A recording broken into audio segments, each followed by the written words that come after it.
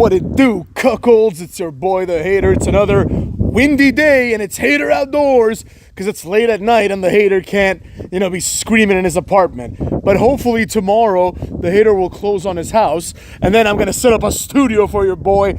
And we're still going to do Hater outdoors, but, honestly, it's going to be more like Hater in the studio up until that point. So anyways, today's video is about how WWE champions... Now, I'm talking about all of them, but we're obviously going to focus on the Cuckster himself and Gunther because those are the two main champions, right? But it's not just them, right? It's the mid-card champions and also it's former champions, right?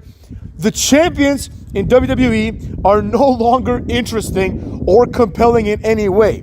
Largely, what happens is that the storyline centers around other people, right? Other people are interesting and the champions are just there waiting to be defeated, right? And I think that's kind of the key consideration here. It's like, what is Gunther doing, Nothing. He's just waiting until he's defeated. What is Cody doing? Nothing. He's just waiting until he's defeated. What did Roman Reigns do? Nothing. He just waited until he was defeated, right? The champions themselves do not advance the storyline in any capacity, right? A great example of this is the current progression of Gunther as the WWE heavyweight champion, or whatever, the world heavyweight champion, whatever the hell they call it this time, right? Now, Gunther is pretty much doing the same thing he's been doing since the first day he stepped foot in the E. You know what I mean? He's basically just a guy that, chases a title for 5 days, then becomes champion, and then he just berates everyone that's not him, and he's like, look, the mat is sacred, and basically the entire storyline becomes who's gonna beat Gunther, right? It was the same thing when Ilya Dragunov, who has failed completely, by the way, when he beat Gunther for the UK title, I think it was for the UK title, same thing happened with Sami Zayn, of course. It's the same exact thing is going to happen when he loses a World Heavyweight title to maybe Jey Uso or maybe down the line. Who knows and who cares, right?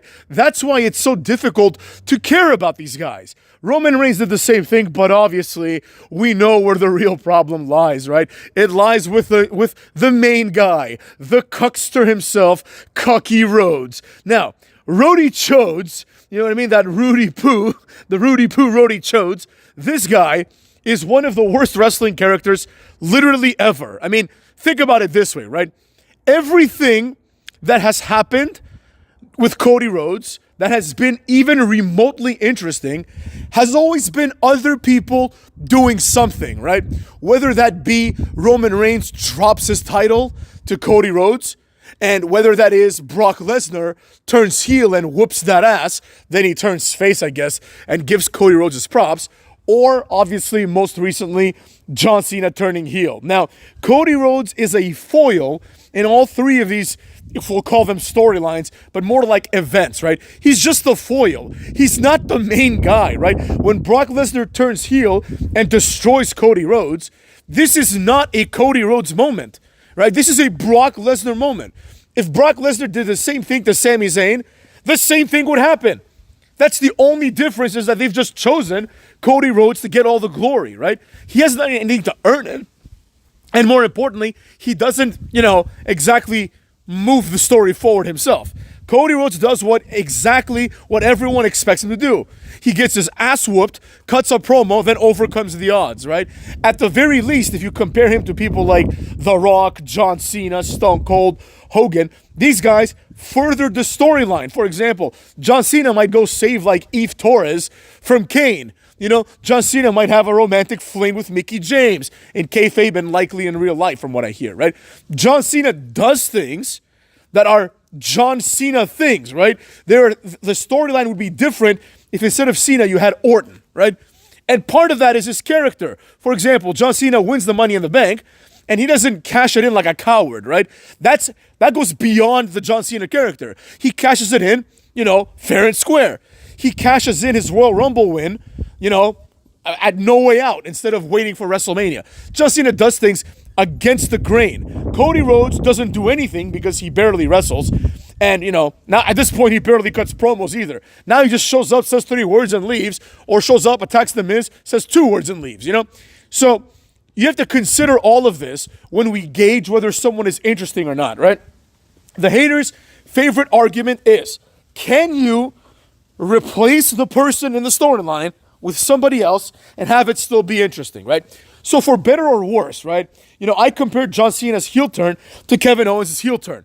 John Cena is better than Kevin Owens. That's why John Cena turning heel on Cody is a WrestleMania match, and Kevin Owens doing the exact same thing to Cody is like a, Saturday night main event, nobody gives a flying fuck match and feud, right? That's the fundamental difference between Cena and Kevin Owens. And it would play out differently because Cena's never turned heel or hasn't turned heel in a long time, right? Now, it could play differently. It would have played differently if they did something about it, but it's not going to play differently because he has the same justification as Kevin Owens, right? It's the same thing. I'm fed up, Like, you have to look at things broadly, right? Like, both Kevin Owens and John Cena turned heel because they're fed up. Owens is fed up with Cody's friendship and Randy Orton's friendship, and Cena is fed up with the fans. But they're both fed up. It's the same thing, right? Now, in the past, we had champions, like I mentioned, that would push the storyline forward. For example, I'll give you just a very quick example, right? The JBL-Eddie Guerrero feud. If you replaced JBL and instead of JBL you put in, let's say, Alberto Del Rio, it wouldn't make any sense, right? Because they're both of Mexican ancestry, or Del Rio, in his case, he is from Mexico, right?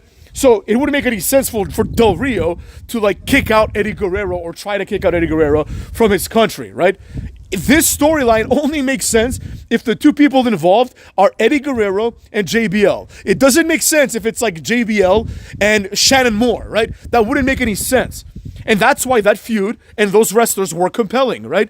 Booker T becoming King Booker and finally wanting to become champion in WWE makes sense because he's Booker T / King Booker, right? Now, the ego has gotten to him. He really thinks he's a king. And two, it's Booker T. So he knows that he's underperforming in WWE relative to what he's doing in WCW. Now, let's try to do that same thing with a few other examples, right? Imagine if you had for example, Edge versus Kane. Remember the Edge versus Kane feud? Or, the Edge versus Kane feud again, right? Edge and Kane have feuded 1,000 times. But just think about that. Edge versus Kane, right? If you replaced Edge, if you just took Edge out and you put in, I don't know, Carlito, right? It would largely be the same thing, right? Because Edge, who I like, obviously, doesn't have a character, right? Edge is just a guy who wrestles. You could literally take every Chris Jericho segment, except for of course, 2009 Jericho, which was actual character work, and you could replace Edge and Jericho with each other, and nothing would change.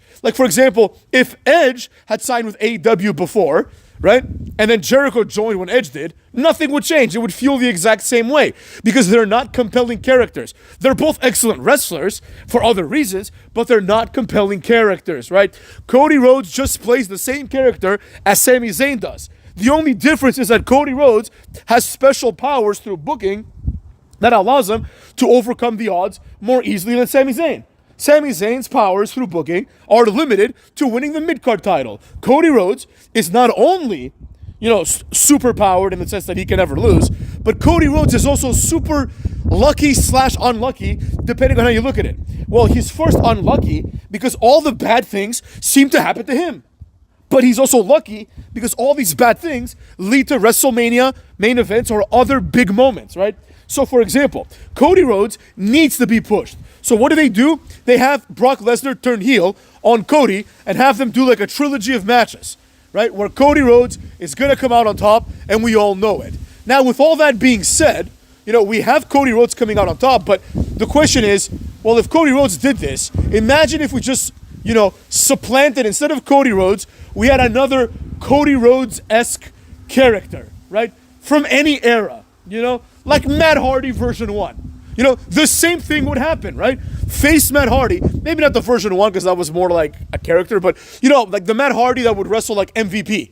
Remember that MVP feud? If you took that version of Matt Hardy and put him in the Cody Rhodes spot today, or you took Jeff Hardy and put him in the Cody Rhodes spot today, the same thing would happen. You could just have Jeff Hardy beat Brock Lesnar, and then they could shake hands. And then John Cena could turn heel on Jeff Hardy, and the same thing would happen, right? In other words, Cody Rhodes, his side of the equation, adds absolutely nothing to the storyline. In the slightest. Absolutely nothing is happening with respect to this asswipe. And that's an important consideration. And that's an important point as well in establishing that the champions are no longer interesting, right? So Gunther attacks Jey Uso because Jey Uso wins the Royal Rumble. If Damian Priest was the champion and he attacked Jey Uso for winning the Royal Rumble, nothing would change. Damian Priest and Gunther have no differentiation. The only difference is Gunther is from Austria and Damian Priest wears eyeliner. That's the only difference. Their character is the same. They're just these two guys that go out there and wrestle to do their best. You know, I'm here. I'm happy to be here, guys. You know, nobody has a character, and therefore, when the champion has no character, I don't care what happens to the champion. The same thing keeps happening again and again. Cody Rhodes proves himself incapable of carrying the load of, being the face of the company. That's why all these things have to happen around him. You know what I mean? This is not a special moment, Cody Rhodes versus Cena. It's not like The Rock versus, Hulk Hogan, where The Rock and Hulk Hogan were both organically over, for other reasons, like their characters and their presentation, and then they just met paths. This is just basically like, all right, we need something big for WrestleMania. Cody Rhodes is incapable of creating big moments by himself. So what are we going to do? Well, the first time, we had Brock Lesnar turn heel and then subsequently get jobbed out to Cody. The second time, we had Roman Reigns' boring-ass title reign, in hindsight, end at the hands of Cody. This time, we have nothing left, so it's going to be, John Cena turning heel on Cody, right? That's the problem that I have with it, right? It's ridiculous. It's absurd from a storytelling perspective, right? John Cena has the opportunity to turn heel. Why does he even attack Cody? Why is that part of the heel turn? John Cena attacking Cody is not explained by the fact that he's angry at the fans. The only thing that explains is that John Cena doesn't care about the fans. He attacks Cody Rhodes maybe because he's a fan favorite. I don't know. I don't buy it, right? He didn't turn heel during the match. He turned heel after the match. So it doesn't make any sense. The only reason this is happening, obviously, is because we need something for WrestleMania, and Cody Rhodes has failed for a year. Once again, for the third year in a row, he has failed to do anything compelling. Everything just happens around this cocksucker. He is not the catalyst or the driving force behind any of the stories. You've noticed that. I'll give you a great counter example, Not a great story, but the story between CM Punk and Drew McIntyre, right? That was a story that, even though, like I said, it wasn't a good story, I'm not trying to, pretend that it was, but it's a story that made sense for those two characters. Drew McIntyre is presented as this sadistic heel who gets off on injuring CM Punk because he injured him, right? And Drew McIntyre, for better or worse, can play that role relatively well. Like, if you put Edge in that role, it just wouldn't fit, right? Unless it was Edge from Judgment Day. If you put Finn Balor in that role, it just wouldn't fit. And likewise, CM Punk, for all the shit that I talk about him, CM Punk, he does try to push forward a character, an image, right? He doesn't have a gimmick, but that's kind of always been his thing, right? CM Punk's entire shtick, he's like the first guy to do this, in modern day, right? He's the first guy to do the Young Bucks gimmick, where basically he doesn't have a gimmick. The gimmick is he has no gimmick. You know what I mean? That's kind of CM Punk's thing. He had the straight edge thing for a while, but effectively, his gimmick is I'm the best in the world. I don't need a gimmick, right? So because CM Punk is this guy, and Drew McIntyre wants to beat the best in the world while also injuring CM Punk because he has personal resentment towards him, this storyline is, for better or for worse, like I said, done in a way where it doesn't have the same gravitas if it was Drew McIntyre versus Otis, right? Or Otis versus CM Punk, right? Otis cannot play the role of those two guys, right? Nor could Edge nor could, Mr. Kennedy from back in the day. None of these things would play out that way, right? So wrestling has archetypes like every other form of medium. But the point is, in wrestling, some archetypes are successful based on the person that's carrying forward the archetype, right? For example, Hulk Hogan, he can get people excited. He can get himself over, right? He can go put his hand to his ear and everyone loses their fucking minds. John Cena, same thing. Face of the company for a long time. Cody Rhodes doesn't have this ability. Now, I know what you're all thinking. Cody Rhodes is getting cheered, hater. I understand that, cucks, but that's not the real point. The real point is he's getting cheered because anyone would get cheered if they beat Brock Lesnar clean, ended the 5-year title reign of Roman Reigns, and then were the victim of John Cena's heel turn. But I maintain my prediction. You know what I'm saying? This can only go so far. I don't see them having any more bullets like in their gun, right? The only thing left is Randy Orton turns heel on Cody when Cody inevitably beats John Cena at WrestleMania, right? That's the only thing left. There's nothing else left to do, you know? And they're holding that out for last for some reason. I don't know why, and quite frankly, I don't care. But that's going to happen. You know, there's going to be something there. So the idea is that eventually they're going to run out of ideas.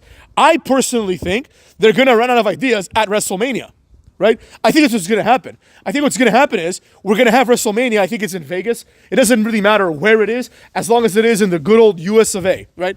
Now, respect to the Belgian fans, because quite frankly, they're there to have fun. They never watch Raw in their fucking lives. You know, I don't think Raw has ever been to Belgium. So, or the French fans earlier on, or the Germans, or the Austrians, or the Spaniards, or the Italians, or all of the Europeans combined. But the reality is this: when they go to Vegas, with Vegas being not particularly like, you know, a strong wrestling city by any means, but it is WrestleMania, and it's going to be full of a lot of neckbeards, you know? And if this doesn't happen at WrestleMania, by Backlash, or whatever the fuck's going to come next, you know it's happening there.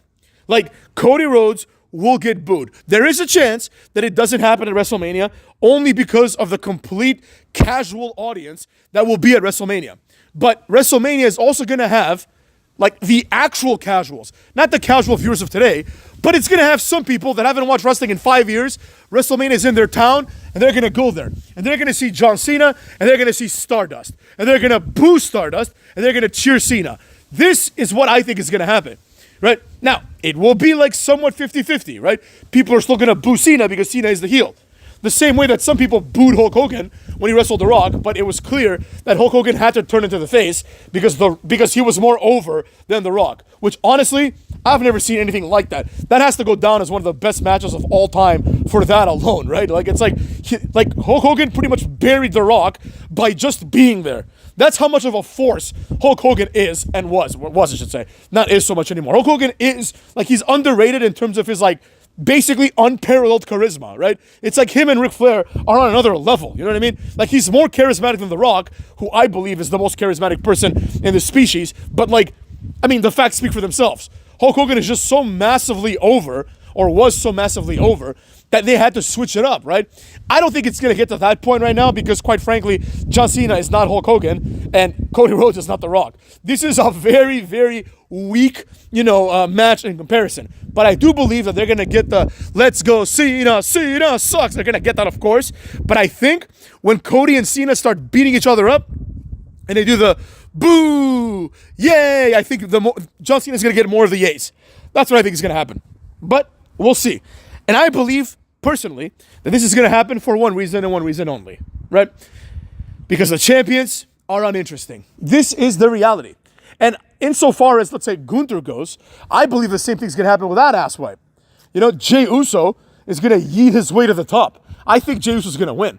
And the reason why I think that is because Gunther is so boring that, like, who cares? Why not have Jey Uso do it? The only reason why Gunther still has a chance, I'd put it at 60-40 Jey Uso. It's up in the air. Because at the end of the day, Gunther is the world champion, and Jey Uso is still, irrespective of winning the Royal Rumble, he's still Jey Uso, right? So, if Jey Uso wins the World Heavyweight title, 2-3 months, that's it. He's not going to be this long-term champion. It's Jey Uso. But I do hope he gets this moment because he deserves it by getting himself over, right? In this industry, there are people that get everything handed to them, right? And this, for a long time, was the indie criticism of people like Big Match John. The implications were John Cena is not good enough, but he gets all the opportunities, while guys like Alex Riley get no opportunities. People would actually say dumb shit like that, They'd be like, Alex Riley deserves it more than Cena. Like, what are you talking about? Oh, Wade Barrett should have been a world champion. Based on what? Based on 2 good promos and a forearm finisher? Fuck out of here, motherfucks. But anyways, the point here is this, right? People like John Cena, at the very least, were able to say, hey, look, I come in and day out. I put it all on the line. I come out there. I tolerate the boost. This was the entire ethos of John Cena. All that's down the toilet now. But fundamentally, what happens in the end of this is very, very interesting, right? Because Cody Rhodes is now the guy that obviously has been handed everything, He's been handed things that people would only dream of being handed. Like, what's that? Your boy got interrupted. Hater on the interruption, you know what I'm saying? I was outside Hater Outdoors as we just did. Some guy asked me for a cigarette, but the Hater has quit smoking since January 1st. Cucks, deal with that. Anyways.